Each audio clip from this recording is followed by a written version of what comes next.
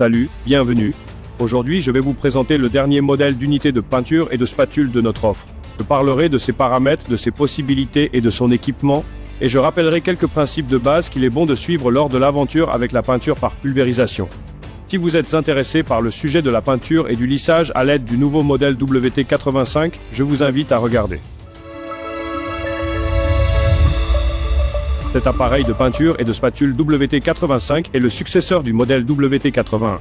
Il entre dans notre offre comme une version meilleure et plus efficace de son prédécesseur.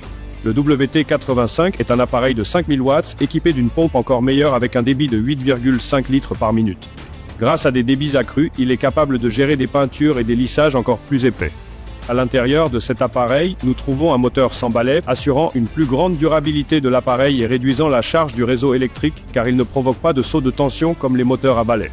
Cet appareil dispose d'un réglage électronique de la pression jusqu'à 227 bars, ce qui, combiné à une commande intelligente, assure une fluidité de travail au plus haut niveau. La performance de ce modèle permet d'utiliser une taille de buse maximale de 45 pour 1000 pouces. De plus, nous sommes capables de travailler avec cet appareil sur 2 postes, atteignant une taille de buse maximale de 28 pour 1000 pouces par poste de travail. Grâce à la puissance et à la performance de l'appareil, nous pouvons y connecter un tuyau de 90 mètres de long et ainsi pomper le matériau à une hauteur allant jusqu'à 45 mètres.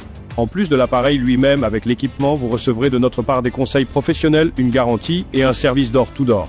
Cependant, il est important de se rappeler que l'appareil lui-même n'est pas tout. Pour que l'ensemble fonctionne correctement, il est toujours nécessaire de suivre quelques règles essentielles que nous nous efforçons de rappeler pour que la peinture ou le lissage soit un pur plaisir. Avant tout, il faut vérifier la fiche technique de la peinture ou du lissage. Le fabricant recommande-t-il l'application par pulvérisation hydrodynamique, c'est-à-dire sans air? Si oui, il faut vérifier quelle taille de buse il recommande et la comparer aux paramètres de l'appareil. Nous vérifierons alors si notre appareil est suffisamment puissant et performant pour gérer une telle peinture. La question suivante est la peinture elle-même et sa qualité. Sur le marché, il existe de nombreux produits moins chers, plus chers, meilleurs ou pires. Il est conseillé, dans le cas d'une peinture de mauvaise qualité, de la tamiser avant de peindre pour éliminer tout type de saleté. La peinture est une chose, le nettoyage et l'entretien en sont une autre. C'est un élément extrêmement important de tout le travail.